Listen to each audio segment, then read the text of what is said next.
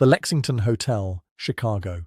It was 3:17 p.m. on Wednesday, February 27th, 1935, when Anthony Big Tony Marcello staggered into Al Capone's office looking like he'd been beaten with a baseball bat, wearing clothes that were torn and blood-stained from the injuries he'd sustained 3 nights earlier at the Cotton Club in Harlem, carrying a message he was terrified to deliver but that he knew would result in his immediate execution if he tried to conceal it, a message that would trigger the deadliest and most one-sided conflict in Chicago outfit history. Capone, 36 years old and still nominally in control of Chicago's criminal empire, despite increasing pressure from federal investigators who would eventually imprison him for tax evasion, looked up from the financial ledgers he'd been reviewing and studied Marcello with an expression that witnesses later described as frighteningly calm. The kind of calm that anyone who knew Capone recognized as infinitely more dangerous than rage, because when Al Capone was calm in the face of bad news, it meant he was already planning exactly how he would destroy whoever had caused the problem being reported.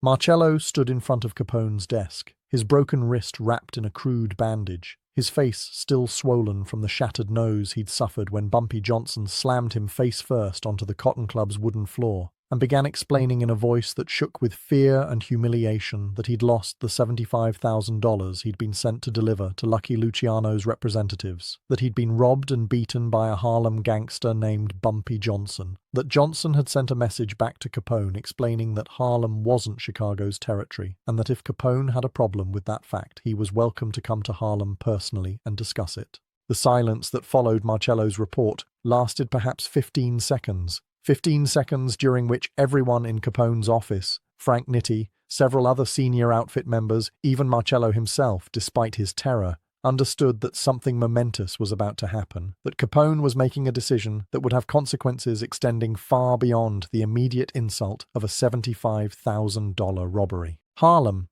New York. It was 11:47 post-meridium on Thursday, March 14th, 1935. When the first of Al Capone's 17 hired killers stepped off the 20th Century Limited at Grand Central Terminal, carrying nothing but a leather suitcase, a loaded .45 caliber pistol concealed beneath his wool overcoat, and instructions that had been delivered to him personally by Frank Nitti in a smoke-filled back room of the Lexington Hotel in Chicago exactly 72 hours earlier. Kill Ellsworth Raymond Johnson, the man they call Bumpy, the upstart Harlem numbers runner who had the audacity to publicly humiliate one of Al Capone's most trusted couriers during a cash collection dispute at the Cotton Club 2 weeks prior, or don't bother coming back to Chicago alive. The man who stepped onto the platform that Thursday night, Vincent Knuckles Moretti, 34 years old in March 1935, was a professional killer who'd worked for the Chicago outfit since 1926, who'd personally carried out at least 19 confirmed murders for Capone's organization, who'd survived the violent beer wars of the late 1920s through a combination of ruthless efficiency and an almost supernatural ability to anticipate ambushes, and who had never failed to complete an assignment in 9 years of working for the most powerful crime syndicate in America. What Moretti didn't know, what none of the 17 men Al Capone sent to New York between March 14th and March 20th, 1935 knew, was that they were walking into a trap more sophisticated and more deadly than anything Capone's organization had ever encountered, orchestrated by a Harlem gangster whose intelligence, street networks, and tactical brilliance would cost the Chicago outfit 16 men, millions of dollars in lost prestige, and the permanent end of any dreams Capone harbored of expanding his empire into Harlem's lucrative numbers rackets. The conflict that led to Capone sending 17 assassins to kill Bumpy Johnson began innocuously enough on Saturday, February 23, 1935, at the Cotton Club on West 142nd Street and Lenox Avenue, the legendary Harlem nightclub that catered to wealthy white patrons who came uptown to hear Duke Ellington's orchestra, to watch the most beautiful black dancers and performers in New York, and to engage in the kind of illicit activities, gambling, bootleg liquor, despite the ongoing prohibition, prostitution, that made Harlem simultaneously dangerous and irresistible to Manhattan's elite seeking thrills they couldn't find in their respectable downtown neighborhoods. On that particular Saturday evening, the Cotton Club was hosting a special performance by Cab Calloway and his orchestra, and the club was packed with more than 400 patrons, including several minor celebrities, business executives, politicians, and members of various criminal organizations who had come to enjoy the entertainment and to conduct the kind of business that required neutral territory where multiple gangs could gather without immediate violence. Among the patrons that evening was Anthony Big Tony Marcello, 41 years old in February 1935, a Chicago outfit enforcer who served as one of Capone's most reliable couriers for transporting cash between Chicago and various East Coast operations, and who had traveled to New York carrying approximately $75,000 in cash that Capone was investing in a bootlegging partnership with Lucky Luciano, the rising star of New York's Italian crime families, who controlled most of Manhattan's organized criminal activities outside of Harlem. Marcello was supposed to deliver the cash to one of Luciano's representatives at a prearranged location, but he decided to stop at the Cotton Club first, partly because he'd heard Cab Calloway was performing and wanted to see the famous bandleader in person, partly because he enjoyed the exotic appeal of Harlem's nightlife, and partly because Big Tony Marcello was an arrogant man who believed his association with Al Capone made him untouchable anywhere in America, immune to the kind of street-level criminal activity that might threaten lesser men who foolishly carried large amounts of cash through dangerous neighborhoods. Marcello sat at a table near the stage drinking bootleg whiskey that cost 3 times what it would have cost in a Chicago speakeasy, watching the dancers perform, making crude comments about the black women on stage that were loud enough to be overheard by neighboring tables, and generally behaving like a man who owned the place, despite being a guest in territory that belonged to neither Capone nor Luciano, but rather to the various black gangsters who controlled Harlem's indigenous criminal operations, most notably Stephanie St. Clair, the legendary Madam Queen who ran the numbers rackets, and her most dangerous enforcer, the man who would soon become the greatest threat Al Capone never anticipated, Ellsworth Bumpy Johnson. Bumpy Johnson was at the Cotton Club that Saturday night, according to 7 witnesses who spoke with the Harlem Observer between February 25th and March 2nd, 1935, not because he particularly enjoyed the performances that the club staged primarily for white audiences, but because he was meeting with several of his own associates to discuss protection arrangements for numbers operations in the western sections of Harlem, territories where Dutch Schultz, the violent and unpredictable Jewish gangster who was attempting to muscle into Harlem's gambling businesses, had been making aggressive incursions that threatened Madame St. Clair's empire and required Bumpy's tactical response.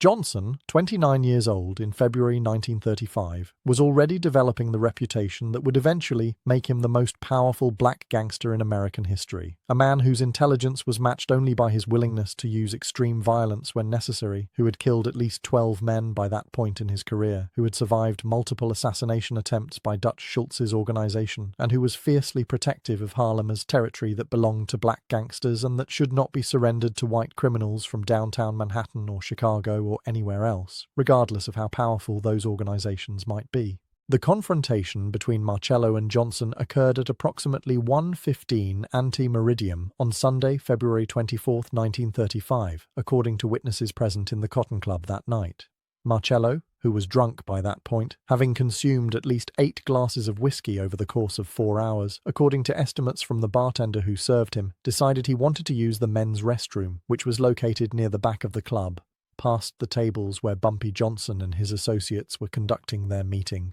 As Marcello walked toward the restroom, his gait unsteady from alcohol consumption, he accidentally bumped into the back of the chair where William "Bub" Hewlett, 38 years old in February 1935, one of Bumpy's most trusted lieutenants and a notorious street fighter who had been working with Johnson since the late 1920s, was sitting. The collision was minor, barely enough to jostle Hewlett's chair, but Marcello, instead of apologizing or simply continuing to the restroom, made a comment that witnesses described as both racist and deliberately provocative. "Watch where you put your chair," he reportedly said, his voice loud enough to be heard by everyone at nearby tables. "This ain't your club, it's white folks' club, and you colored boys are just the entertainment. You should show more respect to your betters." According to Rebecca Hartford, 42 years old in February 1935, a Cotton Club waitress who witnessed the confrontation and who spoke with the Observer on February 25th, the atmosphere at Bumpy Johnson's table changed instantly from casual business discussion to deadly tension. Hewlett stood up, his hand moving toward the knife he always carried, but before he could respond to Marcello's insult,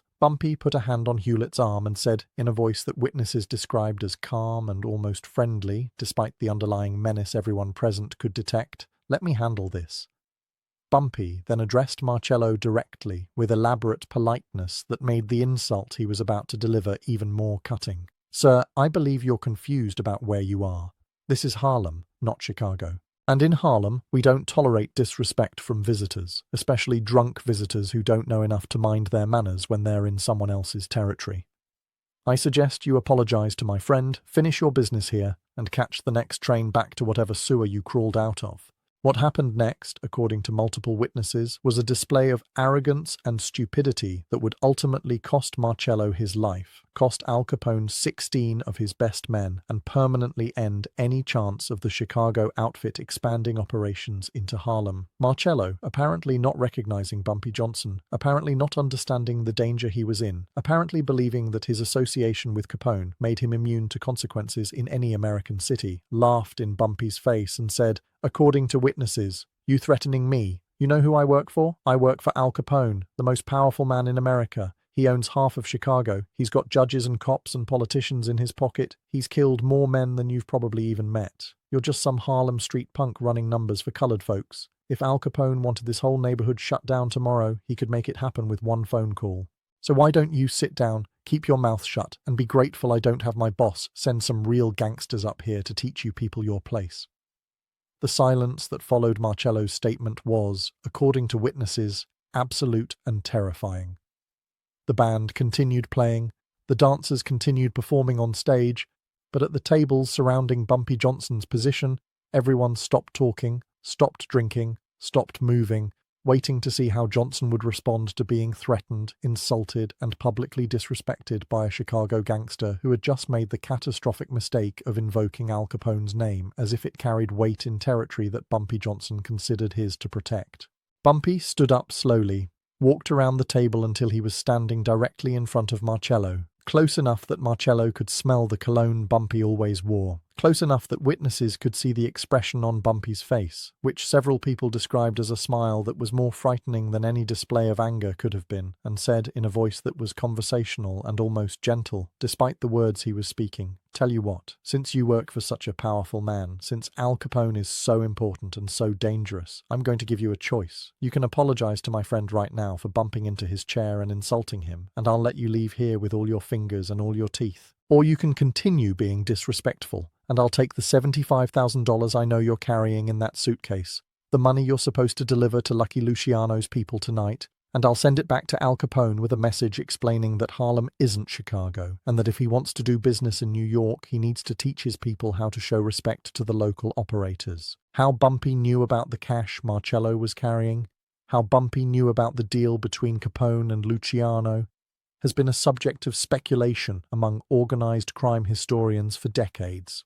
According to Theodore Green, the Harlem attorney who later represented Johnson in various legal matters and who spoke with the Observer on March 18, 1935, Bumpy maintained an intelligence network throughout New York that rivaled anything the police or the federal government had developed. Bumpy had sources in every major hotel, every major nightclub, every train station, every important location where gangsters might gather or conduct business. When Big Tony Marcello checked into the Teresa Hotel on January 22nd, carrying a heavy suitcase and asking questions about how to get to the Cotton Club, Bumpy's network reported it within hours. When Marcello met with one of Luciano's representatives at a restaurant on January 23rd to confirm the delivery schedule, Bumpy's sources overheard the conversation and reported the details. By the time Marcello walked into the Cotton Club on February 23rd, Bumpy already knew who he was, how much money he was carrying, who he worked for, what his business in New York involved, and most importantly, how arrogant and careless Marcello was, which made him an ideal target for the kind of public humiliation that Bumpy used to establish his authority and to send messages to other organizations about the cost of disrespecting Harlem's indigenous gangsters. Marcello, confronted with Bumpy's knowledge about the cash and the deal with Luciano, and confronted with the fact that he was surrounded by Bumpy's associates in a club where he had no backup and no protection, made what witnesses described as an extremely poor decision. He reached inside his coat, apparently intending to draw the pistol he carried in a shoulder holster, apparently believing he could threaten or even shoot Bumpy and escape the situation through violence. He never got the gun clear of the holster. According to witnesses, Bumpy moved with speed that seemed impossible for a man who'd been standing casually just seconds before,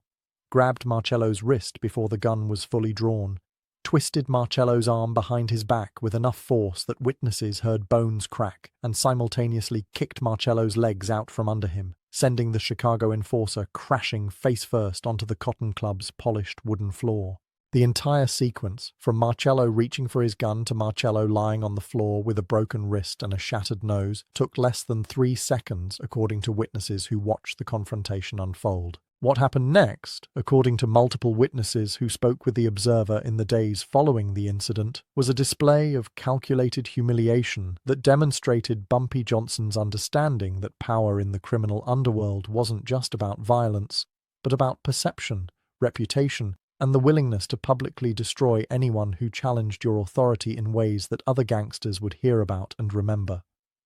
Bumpy ordered his associates to search Marcello, and they removed the pistol, removed the leather suitcase containing the $75,000 in cash, removed Marcello's wallet containing his identification and additional cash, removed even Marcello's expensive watch and diamond ring, leaving the Chicago enforcer lying on the floor with nothing but his clothing and his injuries. Bumpy then addressed the entire Cotton Club, speaking loudly enough that everyone in the venue, patrons, performers, staff, could hear every word he said. "This man," Bumpy announced, pointing at Marcello, who was struggling to sit up despite his broken wrist and bleeding nose, came to Harlem representing Al Capone, representing Chicago, and he thought that meant he could disrespect the people who actually live here, the people who actually run things here, the people who've built these businesses and protected these neighborhoods, while Chicago gangsters were still trying to figure out how to run speakeasies without killing each other every week. He thought Al Capone's name would protect him in Harlem. He was wrong. I'm taking his money, all $75,000 that Capone sent him to deliver to Lucky Luciano, and I'm keeping it as payment for the disrespect he showed to my people, and I'm sending him back to Chicago with a message for Al Capone. Harlem isn't for sale, Harlem isn't part of your empire, and if Al Capone has a problem with that, he's welcome to come to Harlem personally and discuss it with me. Until then, any of Capone's people who come to this neighborhood better show proper respect, or they'll end up like this fool, beaten, robbed, and humiliated in front of 400 witnesses. Bumpy then had his associates drag Marcello out of the Cotton Club and dump him on the sidewalk outside, where he was discovered approximately 20 minutes later by a police officer who called an ambulance to transport him to Harlem Hospital for treatment of his injuries.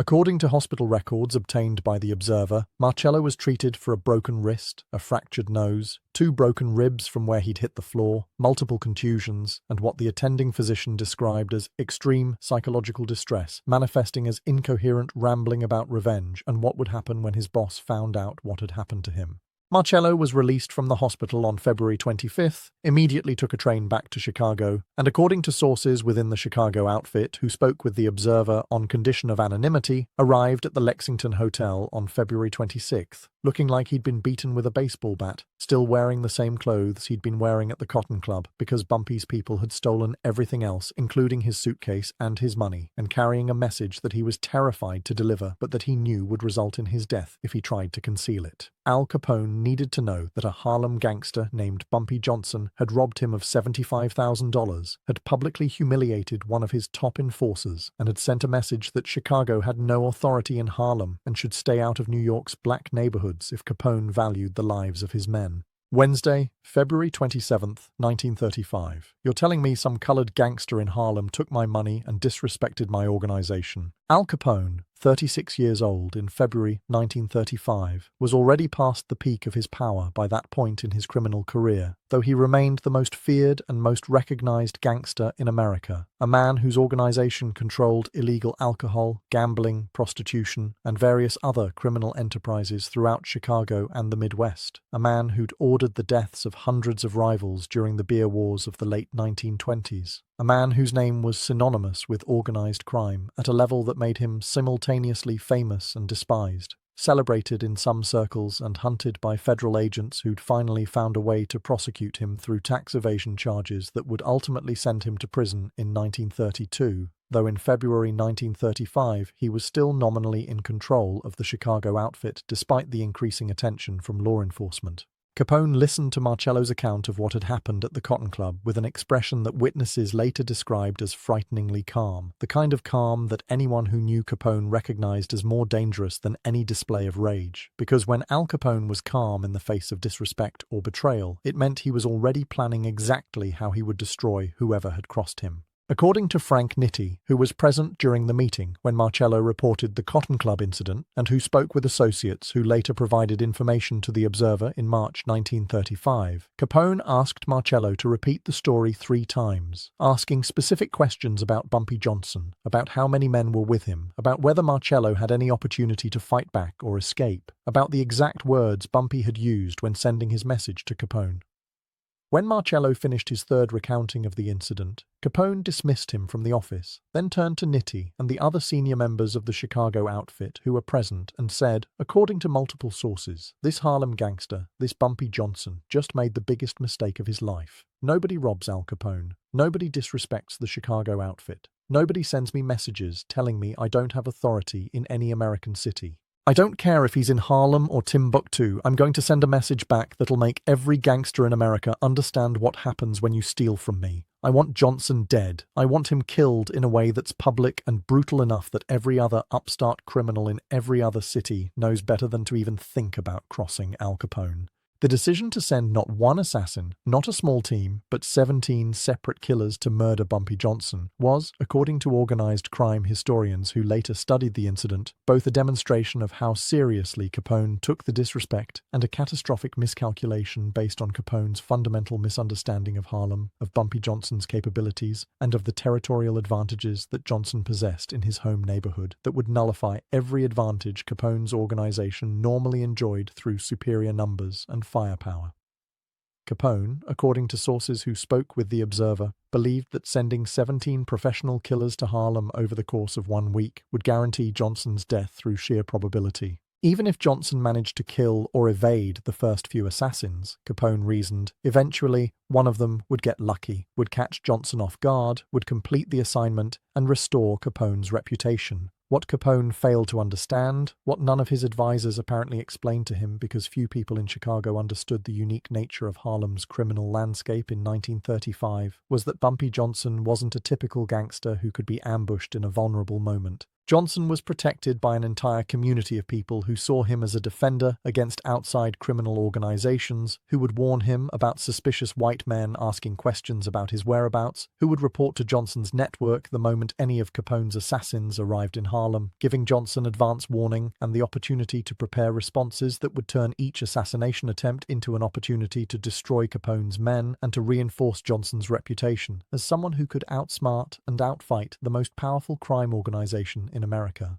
The 17 men Capone selected to kill Bumpy Johnson were, according to Chicago outfit records that later became available to historians, among the most experienced and successful assassins in Capone's organization, men who had collectively killed more than 100 people in the service of Chicago's criminal empire, men who had survived the violent beer wars and the brutal internal conflicts that had characterized organized crime in Chicago throughout the 1920s and early 30s. The men were sent to New York in small groups, arriving on different trains on different days between March 14th and March 20th, 1935, each man traveling under a false name, each man carrying different weapons ranging from pistols to shotguns to knives to even brass knuckles for close-quarters combat, each man having been briefed separately by Frank Nitti about Bumpy Johnson's appearance, known associates, favorite locations and behavioral patterns that Capone's intelligence network had gathered through sources in New York, though, as events would prove, Capone's intelligence was both outdated and incomplete compared to the real-time information Johnson's own network provided about every movement the Chicago assassins made from the moment they arrived in New York.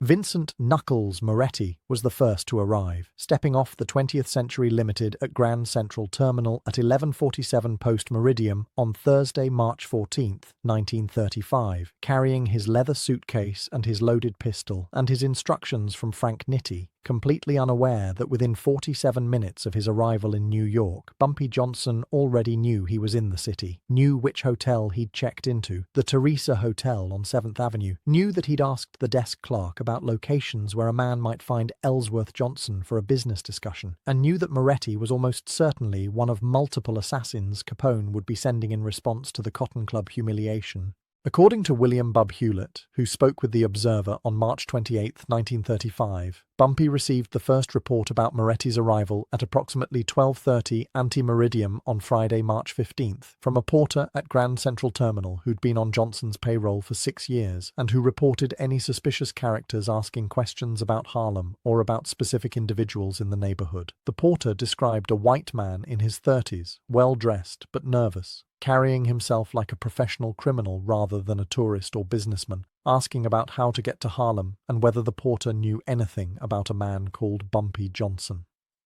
The porter gave Moretti directions to the Teresa Hotel, wished him well, and immediately called a phone number that connected him to one of Bumpy's associates, reporting the suspicious inquiry and providing a physical description of the man who'd been asking questions. By 1:30 ante-meridium on March 15th, Bumpy had assembled 8 of his most trusted men at his office above a grocery store on Lenox Avenue, had reviewed the information about Moretti's arrival, and had developed a plan for dealing with what he correctly assumed would be the first of multiple assassination attempts sent by Al Capone.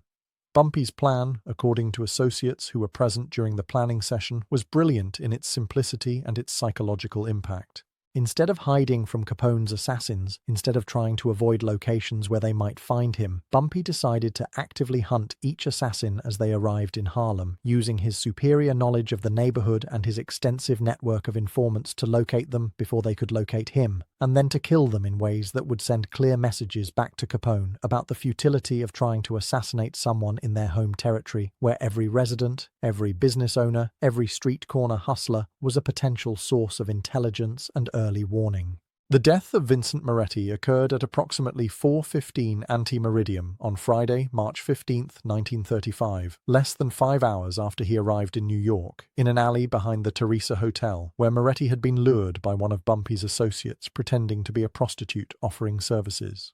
According to witnesses who discovered the body later that morning, Moretti had been shot once in the back of the head at close range, execution style, and had been stripped of all identification, all weapons, and all money, leaving nothing that would help police identify him or connect him to the Chicago outfit or to the broader conflict between Capone and Johnson. The body was discovered at approximately 7:20 ante-meridium by a hotel porter who reported the murder to police, triggering a homicide investigation that went nowhere because nobody in Harlem admitted to knowing anything about who the dead white man was or why he'd been killed in that particular alley. According to Theodore Green, Bumpy made sure the body would be discovered in a location where police would investigate, because Johnson wanted Capone to eventually learn that his assassins were dying, but Johnson didn't want to make it too easy or too obvious, preferring instead to let Capone gradually realize that every man sent to kill Bumpy Johnson was vanishing in Harlem without a trace, creating psychological pressure and uncertainty that would be more damaging to Capone's reputation than any single act of violence could achieve. The second and third assassins arrived together on Friday evening, March 15th, 1935. James "Jimmy the Knife" DeMarco, 40 years old, and Patrick "Paddy Fists" O'Brien, 37 years old, both experienced Chicago enforcers who'd worked together for Capone since the late 1920s, checked into a boarding house on 135th Street at approximately 8:30 post-meridium, asking the landlady if she knew where they might find a man named Bumpy Johnson, explaining that they were businessmen from Chicago, interested in discussing potential opportunities with Mr. Johnson, a story that the landlady pretended to believe while mentally composing the phone call she would make to one of Johnson's associates within minutes of the two men heading upstairs to their room. DeMarco and O'Brien were experienced enough to take precautions, according to later analysis by organized crime historians. They didn't sleep in the same room they'd rented, instead taking positions in a vacant room across the hall where they could watch the door to their official room and ambush anyone who tried to attack them during the night. They took turns sleeping so that one of them would always be awake and alert. They positioned their weapons, a shotgun and 2 pistols, within easy reach. They did everything professional assassins were supposed to do to protect themselves in unfamiliar territory while waiting for an opportunity to locate and kill their target. What DeMarco and O'Brien didn't account for, what they couldn't have accounted for given their lack of familiarity with Harlem and with Bumpy Johnson's methods, was that Johnson had no intention of attacking them in the boarding house. According to Hewlett, Bumpy's philosophy was never to fight on ground the enemy had prepared, never to attack when the enemy expected attack, and never to take unnecessary risks when patience and superior intelligence could create opportunities for easy kills that required minimal exposure. Bumpy knew where DeMarco and O'Brien were staying. Bumpy knew they were watching their room. Bumpy knew they would be alert and dangerous at night.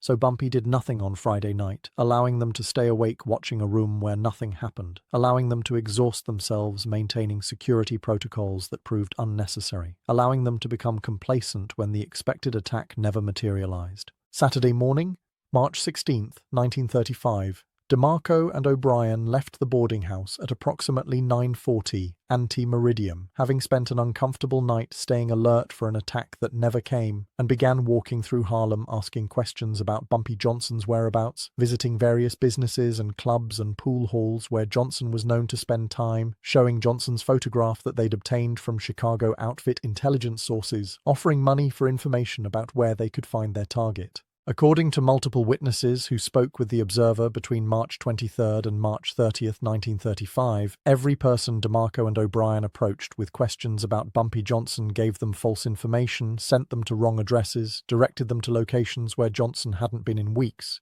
and immediately reported the two suspicious white men to Johnson's network, providing detailed descriptions of their appearance, their weapons, and their stated intentions. By noon on Saturday, Bumpy knew exactly where DeMarco and O'Brien had been, what questions they'd been asking, what information they'd been given, and most importantly, he knew they would be returning to the boarding house that evening, frustrated and tired after spending all day searching unsuccessfully for a man who'd been following their movements from a safe distance the entire time. The deaths of DeMarco and O'Brien occurred at approximately 6:45 post-meridium on Saturday, March 16th, as they were walking back to the boarding house after a fruitless day of investigation. According to witnesses who observed the incident from windows overlooking the street, two cars pulled up alongside DeMarco and O'Brien on 137th Street between Lenox and 7th Avenue, a relatively quiet residential block where few people were outside at that particular moment. Men emerged from both cars, at least 6 men total according to witnesses, armed with shotguns and pistols, and opened fire on DeMarco and O'Brien at close range before the Chicago assassins could draw their own weapons or run for cover. The shooting lasted approximately 15 seconds, during which witnesses estimated that at least 30 shots were fired, leaving both DeMarco and O'Brien dead on the sidewalk, their bodies riddled with bullet wounds, their weapons still holstered, their money and identification taken by Johnson's men, who searched the bodies quickly before getting back into the cars and driving away before police could respond to reports of gunfire. The double murder on 137th Street created a major police investigation, but as with the Moretti killing, nobody in Harlem admitted to seeing anything useful. Nobody could identify the shooters, nobody wanted to cooperate with police investigating the deaths of 2 white men who'd been walking around the neighborhood all day, asking questions that made it obvious they were criminals from out of town looking for someone to kill. The police investigation stalled within days, classified as an unsolved gang killing that would remain open but inactive in departmental files. According to Theodore Green, this was exactly what Bumpy wanted. Police attention that wouldn't lead anywhere, media coverage that would report the deaths without understanding their significance, and most importantly, news that would eventually reach Al Capone in Chicago, informing him that 3 of his 17 assassins were dead within 48 hours of arriving in Harlem, killed by an organization that was better informed, better prepared, and more ruthless than Capone had anticipated. Monday, March 18th, 1935, brought the 4th through 7th assassins to New York. Robert Bobby Knuckles Santelli, 32 years old, Michael Mickey Guns Torino, 36 years old, Joseph Joey the Snake Colombo, 29 years old, and Carlo the Hammer Benedetto, 41 years old, arrived on the morning train from Chicago at 8:20 ante-meridium, checking into the Hotel Teresa as businessmen visiting New York for legitimate purposes, spending Monday afternoon separately scouting locations where Bumpy Johnson had been reported to conduct business, gathering in one of their hotel rooms Monday evening to compare notes and plan their approach for locating and killing a target who had so far proven extremely elusive. According to sources within the Chicago outfit who later provided information to organized crime historians, these 4 men represented some of Capone's most capable operatives, experienced killers who'd survived years of gang warfare through a combination of caution, violence, and tactical intelligence that had kept them alive when dozens of their contemporaries had been killed by rivals or arrested by police. What Santelli, Torino, Colombo, and Benedetto discovered during their Monday reconnaissance was deeply troubling, according to accounts they sent back to Chicago via telegram Monday evening. Every person they approached with questions about Bumpy Johnson either claimed not to know who he was, or gave them obviously false information, or told them that Johnson had left New York weeks earlier and wasn't currently in Harlem, or became hostile and suggested the four white men leave the neighborhood before something unfortunate happened to them. More disturbing, according to the telegrams, was the sense that they were being watched constantly, that people on the street were paying attention to their movements. That information about their presence in Harlem was spreading faster than they could move through different locations, and that the man they were supposed to kill almost certainly knew they were looking for him and was preparing some kind of response. The telegrams requested guidance from Frank Nitti about whether they should continue the mission given the hostile intelligence environment, or whether they should return to Chicago and report that Harlem was more difficult territory than the outfit had anticipated. Nitti's response, according to Chicago outfit records, was uncompromising. Complete the mission regardless of difficulties. Kill Bumpy Johnson. Do not return to Chicago until the target is dead. Al Capone's reputation depends on eliminating this threat and demonstrating that nobody who steals from the outfit or disrespects our organization survives the consequences. The four men received Nitti's orders Tuesday morning, March 19th, and according to later accounts, made the decision that they would attempt to ambush Johnson at his office above the grocery store on Lenox Avenue, a location they'd identified through their reconnaissance as a place where Johnson spent significant time and where he might be vulnerable to a coordinated assault by multiple armed men attacking simultaneously from different directions. The plan was sound in theory. The four assassins would approach the grocery store from different directions Tuesday evening, posing as ordinary pedestrians. At exactly 7:30 post-meridium, when Johnson was likely to be in his office conducting business, they would simultaneously enter the building, fight their way past any guards or associates, and kill Johnson before he could escape or organize a defense. The plan failed in practice because Bumpy Johnson knew about it approximately 6 hours before it was scheduled to happen. Having been informed by his network that four white men had been asking specific questions about the grocery store, about its entrances and exits, about what time Bumpy typically arrived and left, about how many people worked there and whether they were armed, questions that made it obvious the four men were planning some kind of attack on that location. Tuesday, March 19th, 1935, 7:15 post-meridium. Bumpy Johnson was not at his office above the grocery store when Santelli, Torino, Colombo, and Benedetto began their synchronized approach to the building. Instead, he was 3 blocks away with 12 of his most dangerous enforcers, watching through binoculars as the 4 Chicago assassins moved into position around the grocery store, communicating through hand signals as they prepared to enter the building and kill a target who wasn't there but who knew exactly where they were. At 7:31 post-meridium, approximately 60 seconds after the 4 assassins entered the grocery store building and discovered that Bumpy's office was empty, that the entire second floor was empty except for some furniture and business records, that they'd walked into what was obviously a trap, Bumpy's men surrounded the building, blocking all exits, and began shooting through the windows with such overwhelming firepower that the 4 Chicago killers had no opportunity to escape or fight back effectively. According to witnesses who observed the assault from nearby buildings, the shooting lasted approximately 4 minutes, during which Bumpy's men fired hundreds of rounds into the grocery store building, using not just pistols but also shotguns, and even a Thompson submachine gun that one of Johnson's associates had acquired specifically for this operation, creating a level of violence that was shocking even for Harlem in 1935, where gang shootings were relatively common, but usually involved a few shots rather than sustained automatic weapons fire.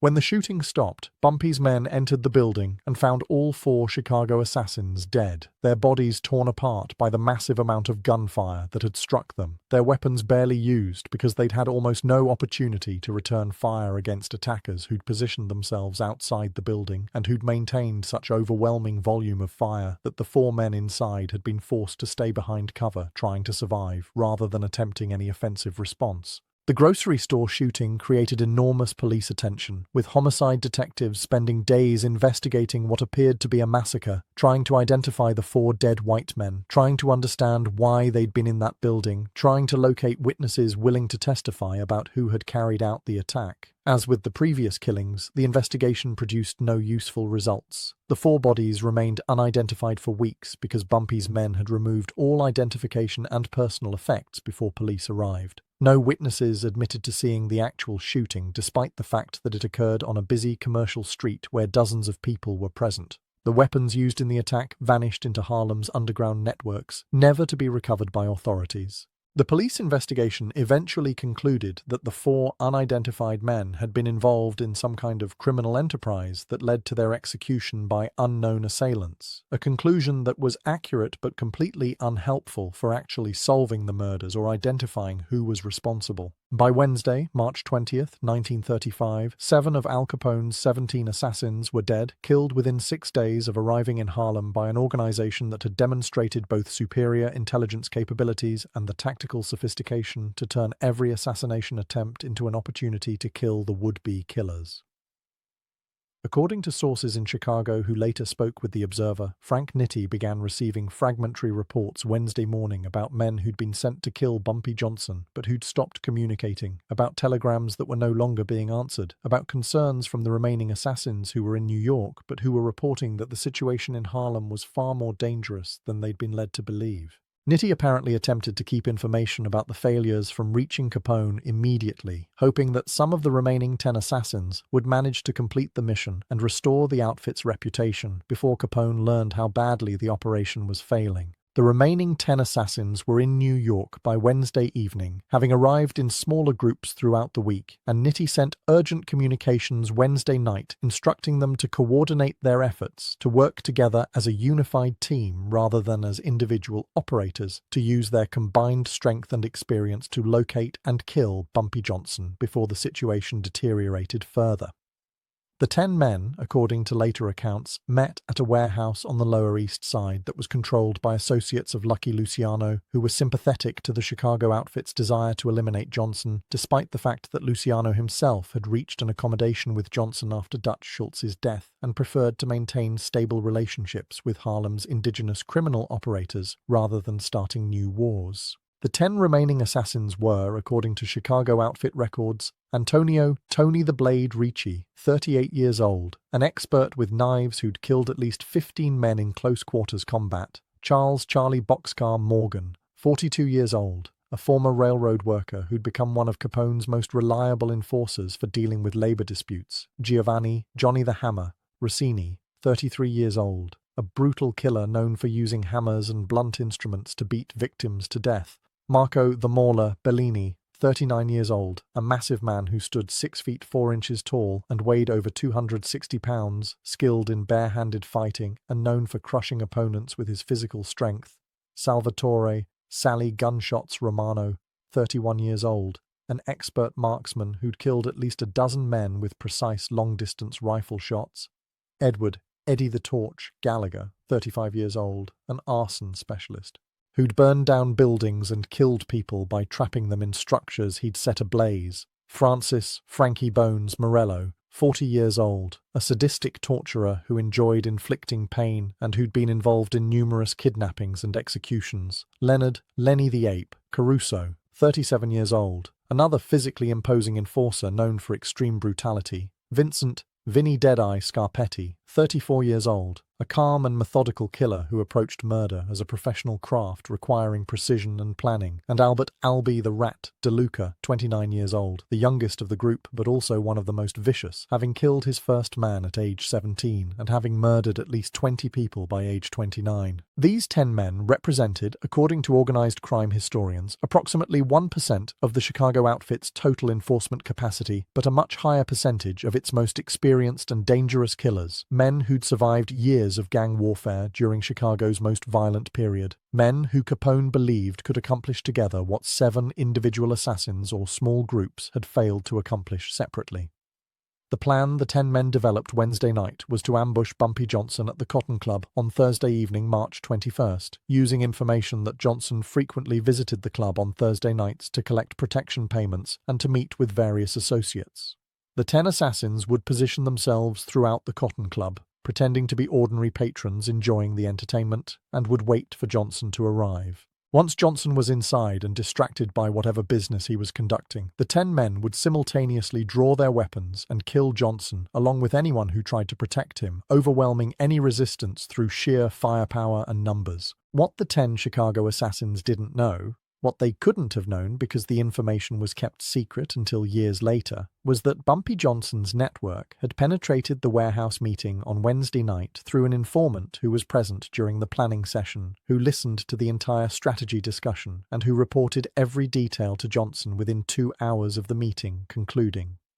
By Thursday morning, March 21st, Bumpy knew that 10 assassins were planning to attack him at the Cotton Club that evening, knew what time they would arrive, knew that they planned to position themselves throughout the venue, and knew that they intended to kill him through overwhelming firepower. Armed with this information, Johnson developed what associates later described as the most audacious and psychologically devastating response of the entire conflict with the Chicago outfit. Thursday, March 21st, 1935, 8:45 post-meridium. The Cotton Club was crowded with approximately 300 patrons enjoying performances by Duke Ellington's orchestra, completely unaware that 10 Chicago assassins were scattered throughout the venue, sitting at different tables, standing at the bar, positioned near exits, all watching the entrance and waiting for Bumpy Johnson to arrive so they could kill him in the most public and violent display possible. At 8:53 post-meridium, the lights in the Cotton Club suddenly went dark, plunging the venue into complete blackness, cutting off Duke Ellington's performance mid-song, triggering confusion and alarm among patrons who couldn't understand what had happened to the electricity. In the darkness, according to witnesses who survived what happened next, gunshots erupted throughout the Cotton Club, muzzle flashes creating brief moments of illumination that revealed scenes of chaos and violence as Bumpy Johnson's men, who had been positioned throughout the venue disguised as waiters, bartenders, and musicians, opened fire on the 10 Chicago assassins whose positions had been identified earlier in the day through Johnson's intelligence network. The shooting in the dark lasted approximately 90 seconds, during which more than 200 rounds were fired according to later police estimates based on bullet holes and recovered casings, creating panic among innocent patrons who dove under tables or ran toward exits trying to escape the gunfire without understanding who was shooting at whom or why the Cotton Club had suddenly become a battlefield. When the lights came back on at 8:56 post-meridium, controlled by one of Bumpy's associates who'd cut the power deliberately to create cover for the ambush, the Cotton Club was a scene of absolute carnage. All 10 Chicago assassins were dead or dying, their bodies sprawled across tables, slumped against walls, collapsed on the dance floor, riddled with bullet wounds from the concentrated fire that Bumpy's men had directed at them during the 90-second blackout. Several innocent patrons had been wounded by stray bullets, though miraculously nobody except the 10 intended targets had been killed, a fact that witnesses attributed to Bumpy's insistence that his men focus their fire only on the Chicago killers and avoid shooting randomly into crowds despite the darkness and confusion. Bumpy Johnson himself, according to witnesses, had not been in the Cotton Club when the shooting started. He'd been outside on the street, watching the entrance, waiting to see if the 10 assassins would actually attempt their planned attack, and he entered the venue only after the shooting had stopped, walking calmly through the chaos of wounded patrons, screaming, police sirens approaching, bodies bleeding on the floor, appearing completely composed despite the violence that had just occurred in a space where he'd been expected to die. According to Rebecca Hartford, the Cotton Club waitress who'd witnessed the original confrontation between Bumpy and Big Tony Marcello, Bumpy surveyed the dead Chicago assassins with no visible emotion, then addressed the Cotton Club staff and the remaining conscious patrons with a brief statement. "These men came from Chicago to kill me because I embarrassed Al Capone and took his money. They failed. Any other men Capone sends will fail. Harlem protects its own, and nobody from Chicago or anywhere else can operate here without my permission. Anyone who was injured tonight will have their medical expenses paid by my organization. Anyone who saw what happened tonight would be wise to forget the details when police ask questions, because the men who did this shooting work for me, and I protect the people who protect me." By Thursday midnight, March 21st, 1935, 16 of Al Capone's 17 assassins were dead, killed over the course of 1 week in a series of ambushes, shootouts, and coordinated attacks that demonstrated Bumpy Johnson's complete dominance of Harlem's criminal landscape and his ability to destroy any threat regardless of how powerful or experienced the attacking organization might be.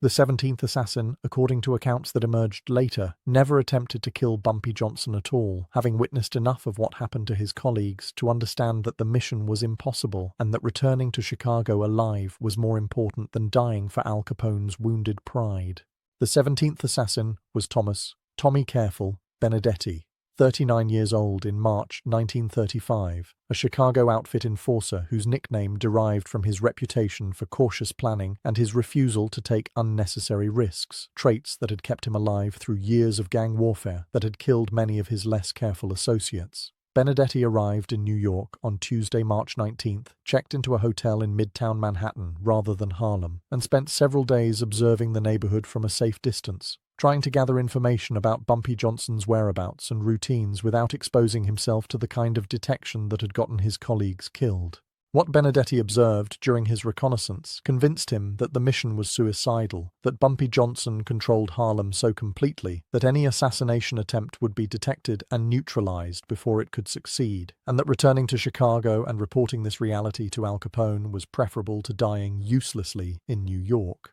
According to sources who later spoke with organized crime historians, Benedetti made contact with Bumpy Johnson on Friday, March 22nd, through intermediaries, requesting a meeting to discuss a matter of mutual interest. The meeting occurred that afternoon at a restaurant in Harlem where Benedetti, according to witnesses, explained to Johnson that he'd been sent by Al Capone to kill him, but that after observing what had happened to 16 other assassins, Benedetti had decided that personal survival was more important than completing an impossible mission.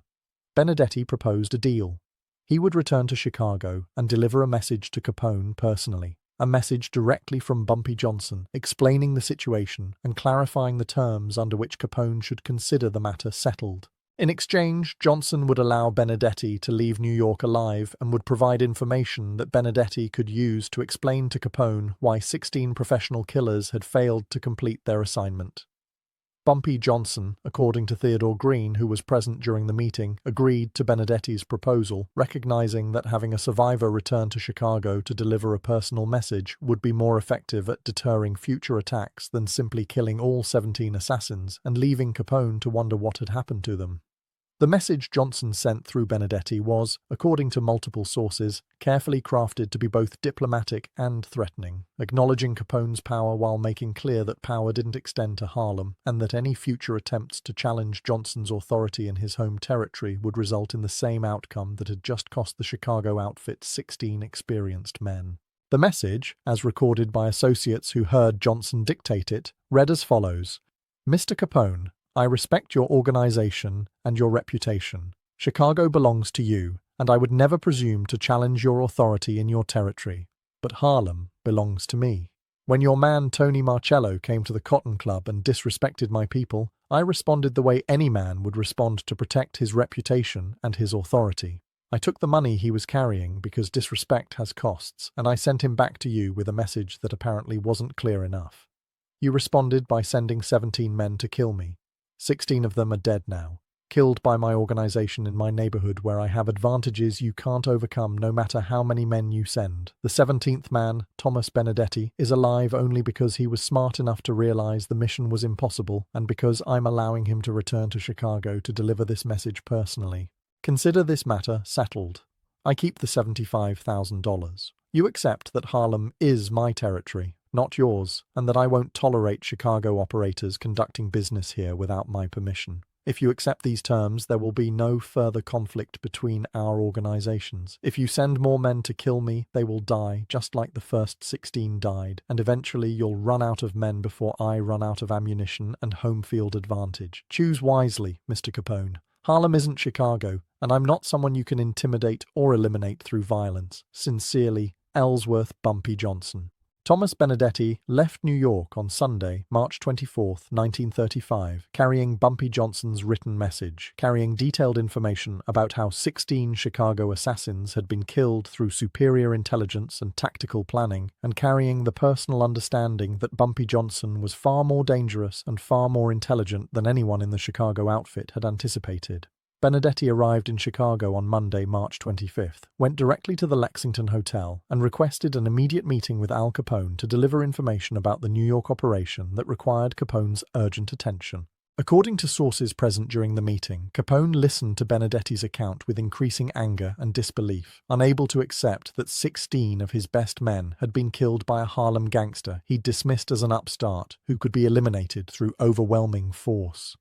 Capone demanded details about how the men had died. how Bumpy Johnson had managed to detect and kill professional assassins who should have been able to complete their mission through sheer numbers and experience. Benedetti explained about Johnson's intelligence network, about how every person in Harlem apparently reported to Johnson about suspicious white men asking questions, about how Johnson seemed to know where each assassin was and what they were planning before they could even locate him, about how Johnson had turned each assassination attempt into an opportunity to kill the assassins, about the final massacre at the Cotton Club where 10 men had been killed simultaneously in a coordinated ambush that demonstrated tactical planning beyond what anyone had expected from a black gangster operating in a relatively small neighborhood. Capone's response, according to sources, was initially rage at Benedetti for surviving when 16 other men had died, suspicion that Benedetti might be exaggerating Johnson's capabilities to excuse his own failure to complete the mission, demands that Benedetti return to New York and complete the assignment regardless of difficulties. But as Benedetti provided more details, showed Capone the written message from Johnson, explained the practical realities of trying to operate in hostile territory where the target controlled all intelligence and had unlimited support from the local population, Capone's anger gradually shifted from Benedetti to a broader understanding that the situation in Harlem was fundamentally different from anything the Chicago outfit had encountered before. According to Frank Nitti, who spoke with associates years later about the meeting, Capone eventually accepted that continuing to send assassins to Harlem would only result in more deaths and more damage to the outfit's reputation, that Bumpy Johnson had demonstrated capabilities that made him genuinely dangerous despite operating in a relatively small territory, and that the $75,000 lost to Johnson was a painful but manageable cost compared to the potential costs of an extended conflict that the outfit might not win. Capone decided, according to Nitti, to let the matter drop, to accept Johnson's message that Harlem was off-limits to Chicago operations, and to focus the outfit's attention on territories where they could operate more successfully without facing the kind of intelligence networks and community support that made Johnson nearly impossible to kill in his home neighborhood. The decision to end the conflict was never publicly announced, never formalized through any written agreement, but became apparent through the Chicago outfit's actions over the following weeks and months. No additional assassins were sent to kill Bumpy Johnson. No attempts were made to retaliate for the deaths of 16 Chicago enforcers. The $75,000 remained with Johnson, representing both a financial loss and a symbolic acknowledgement that Johnson had won the conflict and established his authority over Harlem in ways that even Al Capone had to respect. The Chicago outfit continued operating in various cities across America, but Harlem remained firmly under Bumpy Johnson's control, protected from outside criminal organizations through the combination of intelligence, violence, and community support that Johnson had demonstrated so effectively during the week when he destroyed Capone's assassination attempts. The long-term consequences of the failed assassination campaign were significant for both organizations. For Al Capone and the Chicago outfit, the loss of 16 experienced enforcers in a single week represented both a practical reduction in their operational capabilities and a psychological blow to their reputation as the most powerful criminal organization in America. Other criminal organizations, observing that Capone had failed to eliminate a Harlem gangster despite sending 17 assassins, became less intimidated by Chicago's threats and more willing to resist outfit expansion into their territories. Capone's image as an unstoppable force in American organized crime suffered permanent damage, contributing to the broader decline of his influence that culminated in his imprisonment for tax evasion in 1932 and his eventual death from syphilis-related complications in 1947. The 16 men who died in Harlem were replaced eventually, but the lesson of their deaths, that superior numbers and experience meant nothing against superior intelligence and home field advantage, was never forgotten within the outfit. For Bumpy Johnson, the successful defense against Capone's assassination attempts established his reputation as not just a dangerous local gangster, but as someone capable of outsmarting and outfighting the most powerful criminal organization in America. The story of how Johnson killed 16 Chicago assassins in 1 week spread throughout the American underworld, making Johnson's name known far beyond Harlem, creating a legend that would sustain his authority for decades, and that would make other criminal organizations extremely cautious about challenging him in his territory. Johnson used the $75,000 taken from Tony Marcello to expand his numbers operations, to strengthen his intelligence networks, and to provide benefits to the Harlem community that reinforced his position as both a criminal and a protector of black interests against outside exploitation. The Cotton Club Massacre, as the March 21st shooting became known in Harlem, created enormous police pressure to solve the murders of 10 unidentified white men who'd been killed in one of the neighborhood's most prominent entertainment venues. But, as with the previous killings of Chicago assassins, the investigation produced no useful results. Nobody admitted to witnessing the actual shooting, despite 300 people being present in the club when the lights went dark. Nobody could identify the gunman, despite the fact that they'd been working as Cotton Club employees for days leading up to the attack. No weapons were recovered, no witnesses were willing to testify. The investigation remained open for years, but never produced arrests or indictments, becoming another unsolved gang killing in a city where such murders were unfortunately common during the 1930s. According to Reverend James Mitchell, a Harlem minister who knew Bumpy Johnson personally and who spoke with The Observer in April 1935, the Cotton Club Massacre became a source of pride within the black community, not because of the violence itself, but because it demonstrated that black gangsters could defend their territory against white criminal organizations that had historically treated black neighborhoods as territories to be exploited without resistance. The fact that Bumpy had outsmarted Al Capone, had killed 16 Chicago enforcers, had sent a clear message that Harlem wasn't for sale, resonated with people who'd spent their lives being told that white power was absolute and unchallengeable. Bumpy became a folk hero, the man who stood up to Al Capone and won, the man who proved that intelligence and local knowledge could overcome superior resources when the fight was on home ground. Margaret Holbrook, the social observer who'd witnessed the original Cotton Club confrontation between Bumpy and Tony Marcello, offered a different perspective when interviewed by The Observer on April 3, 1935. The fact that Bumpy Johnson could kill 16 men in 1 week, could orchestrate the Cotton Club Massacre, could outsmart the Chicago outfit so completely, demonstrates both his brilliance and the fundamental lawlessness that characterized Harlem in the 1930s. The police couldn't protect anyone from organized crime. The federal government wasn't interested in protecting black neighborhoods from white criminals. So people like Bumpy filled the vacuum, protecting their communities through violence that was horrifying but arguably necessary given the alternatives. What happened in March 1935 wasn't something to celebrate, but it was something to study if we want to understand how organized crime actually works in neighborhoods where legitimate authority has failed or never existed in the first place. Thomas Benedetti, the sole survivor of Capone's 17 assassins, never returned to New York after delivering Bumpy Johnson's message to Al Capone in March 1935.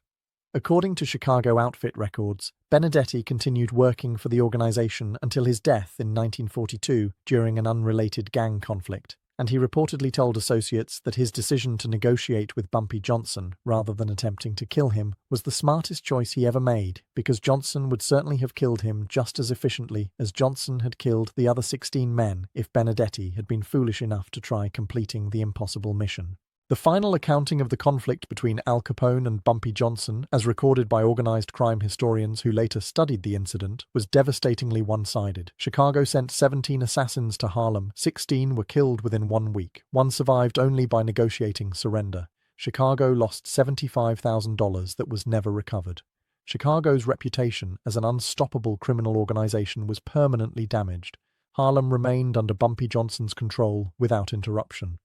Johnson's reputation was enhanced throughout the American underworld. The only winner was Johnson, who demonstrated that Harlem couldn't be conquered by outside organizations regardless of their power or resources elsewhere. The story of Al Capone's failed assassination campaign against Bumpy Johnson became one of the most discussed incidents in organized crime history, studied by historians as an example of how territorial conflicts between criminal organizations could be decided not by superior firepower, but by superior intelligence, local knowledge, and the support of a community that viewed one side as protectors and the other side as invaders. The story was told and retold in Harlem for decades, becoming part of the neighborhood's collective memory about the time when their champion defeated America's most famous gangster, when Bumpy Johnson proved that black gangsters could compete with white crime syndicates on equal terms and win decisively when fighting on ground they controlled. Bumpy Johnson never publicly discussed the details of how he killed 16 Chicago assassins in March 1935. When contacted by The Observer requesting comment for this story, Johnson declined through his attorney Theodore Green, who issued a written statement on March 30, 1935. Mr. Johnson has no knowledge of any conflict with Chicago criminal organizations. Mr. Johnson is a Harlem businessman who focuses on legitimate enterprises and who has no involvement in violence or illegal activities. If criminals from Chicago or elsewhere have experienced difficulties while visiting New York, Mr. Johnson suggests they discuss their problems with appropriate law enforcement authorities rather than making unfounded allegations against respected members of the Harlem community. Mr. Johnson supports peaceful resolution of all conflicts and believes that people from different cities should treat each other with mutual respect when conducting business in unfamiliar territories. But among Johnson's associates, friends, and the broader Harlem community, there was no ambiguity about what had happened or why it mattered. Al Capone sent 17 killers to murder Bumpy Johnson in March 1935. 16 died within 1 week, killed by an organization that was smarter, better informed, and more ruthless than Capone had anticipated. One survivor returned to Chicago carrying Bumpy's message that Harlem wasn't for sale and wasn't part of any criminal empire except the one that Harlem's own gangsters had built through decades of fighting for control of their neighborhood. The message was received, understood, and never challenged again by the Chicago outfit or by any other outside organization that considered trying to operate in Harlem without Bumpy Johnson's permission.